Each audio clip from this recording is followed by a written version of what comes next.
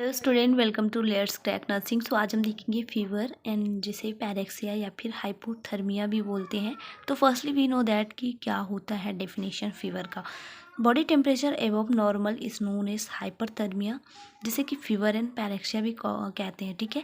And इसमें दो condition होती हैं, एक हाइपरथर्मिया एंड हाइपोथर्मिया। ठीक है। तो हाइपर वर्ड्स जो होता है यूज़ होता है जब भी कोई भी चीज़ जो है वो इंक्रीज़ होती है। ठीक है। तो जो इंक्रीज़ का सिंबल होता है वो हाइपर को दिया जाता है एंड जो डिक्रीज़ का सिंबल है वो हाइपो में लिया जाता है। ठीक है।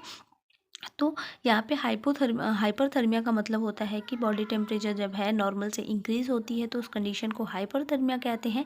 एंड देन जब बॉडी टेम्परेचर जो है वो नॉर्मल से डिक्रीज़ होती है तो उस कंडीशन को हाइपोथर्मिया कहते हैं। ठीक है। एंड उसके बाद हम देख लेते हैं कि फीवर कितने टाइप्स के होते हैं एंड ये ठीक है, इसकी कैटेगरी क्या है। तो सबसे पहले हम देखेंगे first type low grade fever. ठीक है। तो लो ग्रेड फीवर जो है वो हमें देखने को मिलता है इन ट्यूबरकुलोसिस। ठीक है। जब ट्यूबरकुलोसिस की कंडीशन होती है तो उस टाइम पे लो ग्रेड फीवर जो है वो शो होता है। इसमें जो टेम्परेचर होता है वो होता है 37.1 से लेके 38.2 डिग्री सेल्सियस। एंड यहीं पे फ़ारेनहाइट में देखें तो 98.8 Fahrenheit degree Fahrenheit and 100.8 degree Fahrenheit. ठीक है। And last for more than 24 hours. ठीक है। एंड सेकेंड जब हम देखेंगे तो है हाई ग्रेड फीवर। एंड ये हमें देखने को मिलता है इन इन्फ्लुएंजा। ठीक है। जब पेशेंट को इन्फ्लुएंजा की कंडीशन होती है तो हाई ग्रेड फीवर जो है नॉर्मली देखने को मिलता है। इसमें जो टेम्परेचर होता है वो होता है above 38.2 degree Celsius and 100.8 degree Fahrenheit. ठीक है। नेक्स्ट हम थर्ड की बात करें तो थर्ड जो है वो है हाइपर पैरेक्सिया, जो कि हमें देखने को मिलता है इन हीट स्ट्रोक। ठीक है। इसमें जो टेम्परेचर होता है वो होता है above 40 degree Celsius and increase, यहाँ पे सिंबल देखो मैंने बनाया है, इंक्रीज 104 डिग्री फ़ारेनहीट। ठीक है। एंड फोर्थ है यहाँ पे हमारा इंटरमिटेंट फीवर। इंटरमिटेंट फीवर हमें देखने को मिलता है मलेरिया हो गया, काला एसआर हो गया या फिर पाइमिया हो गया। ठीक है। तो इंटरमिटेंट फीवर क्या होता है, fever is present and body temperature is normal at least once in 24 hours. ठीक है। तो फीवर क्या होता है, रहता है, लेकिन जो बॉडी टेम्परेचर है वो 24 आवर्स में क्या होता है, नॉर्मल होता रहता है। ठीक है। एंड फिफ्थ जो है वे है सब्सटेंट फीवर। इसमें क्या होता है, body temperature remain constantly above 38 degree Celsius and 100.4 degree Fahrenheit with minimal fluctuations. और ये किस कंडीशन में होता है, जब जो पेशेंट है वो तो उसको टाइफाइड हुआ हो। ठीक है। टाइफाइड के फीवर में क्या होता है, आपका सस्टेंट फीवर जो है वो देखने को आपको मिलेगा। ठीक है। नेक्स्ट है रेमिटेंट फीवर। रेमिटेंट फीवर हमें किस कंडीशन में देखने को मिलता है, या पेशेंट टाइफाइड से सफ़र कर रहा हो या फिर इंडोकार्टाइटिस से सफ़र कर रहा हो। इसमें क्या होता है, continue fever falls are there but temperature never is normal. ठीक है। कंटिन्यू फीवर रहता है एंड फीवर जो है वो कम होता रहता है, लेकिन जो बॉडी टेम्परेचर है वो नॉर्मल नहीं होता। ठीक है। Temperature never reach normal. ठीक है। जो 7 नंबर है वो है relapsing fever. And relapsing fever क्या होता है, fever episode are separated by intervals of normal temperature for days weeks. और ये किस कंडीशन में देखने को मिलता है, बोरेलिया इन्फेक्शन में।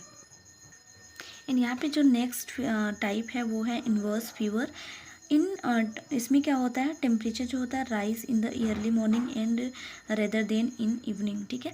तो इन्वेंस फीवर क्या होता है, इसमें जो टेम्परेचर होता है वो ईयरली मॉर्निंग क्या होता है आपका इंक्रीज़ हो जाता है, जैसे इवनिंग होने लगता है तो उस टाइम पे क्या होने लगता है, उस टाइम में भी इंक्रीज़ होता है। एंड आफ्टरनून जो आपका आफ्टरनून पीरियड होता है उसमें आपका ये फीवर जो है वो डिक्रीज़ रहता है। ठीक है। नॉर्मल रहता है, लेकिन जैसे ही इवनिंग एंड मॉर्निंग होता है तो ये क्या होता है, इंक्रीज़ होने लगता है इसमें बॉडी टेम्परेचर। ठीक है।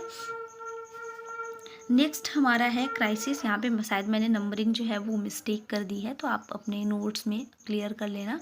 तो नेक्स्ट जो आता है वो है क्राइसिस, जो कि हमें देखने को मिलता है इन बैक्टीरियल इंडोकार्डाइटिस। ठीक है, तो जब पेशेंट इंडोकार्डाइटिस, बैक्टीरियल इंडोकार्डाइटिस से सफ़र कर रहा होता है तो उसको क्या मिलता है, क्राइसिस फीवर देखने को मिल सकता है। इसमें क्या होता है, sudden return of temperature, normal range from very high temperature. ठीक है, इसमें क्या होता है कि नॉर्मल टेम्परेचर से सडनली आपका बॉडी टेम्परेचर जो है वो बढ़ जाएगा, इंक्रीज हो जाएगा। नेक्स्ट जो है वो है लाइसिस, जो कि हमें देखने को मिलता है इन वायरल इन्फेक्शन। ठीक है, तो जब वायरल इन्फेक्शन हुआ रहता है तो उस कंडीशंस में लाइसिस जो है वो देखने को मिल सकता है। तो इसमें क्या होता है, fever falls in zigzag motion for day and week before reaching normal.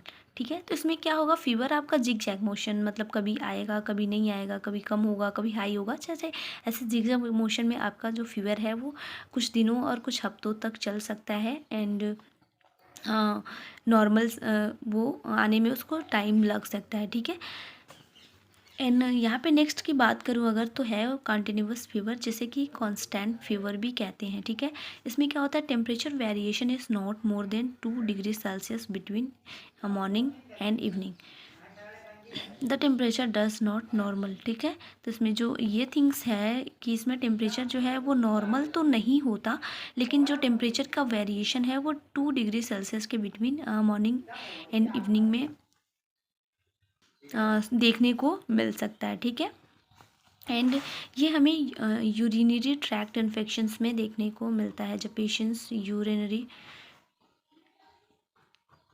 Tract infection से सफ़र कर रहा हो तो ये कंडीशन हमें देखने को मिल सकता है। ठीक है, नेक्स्ट जो हमारा है वो है रिगर। ठीक है, जो रिगर है वो हमें मलेरिया की कंडीशन में देखने को मिल सकता है। इसमें क्या होता है, suddenly rise in body temperature along with स्वीवरिंग।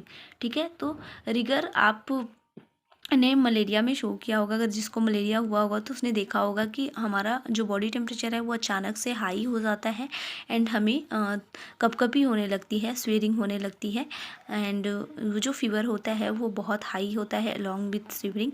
And इसमें आपको और भी जो कॉजेस हैं या फिर सिम्टम्स हैं वो देखने को मिल सकते हैं, लाइक हेडेक एंड आपका वोमिट भी हो सकता है। ठीक है, एंड नोज़िया भी हो सकता है। ठीक है, ये सब आपको जो है वो सिम्टम्स शो हो जाएंगे रिगर कंडीशंस में। तो होप कि आपको आज का टॉपिक क्लियर समझ आया होगा। एंड फीवर के जो इतने टाइप मैंने डिस्कस किए हैं ना, ये एग्ज़ाम पर्पस के अकॉर्डिंग भी बहुत ही ज़्यादा इंपॉर्टेंट है, तो आप इन्हें एक बार ज़रूर क्लियरली देख लेना। एंड मिलते हैं नेक्स्ट ऐसे ही इंफॉर्मेटिव वीडियो के साथ, तब तक के लिए जय हिंद।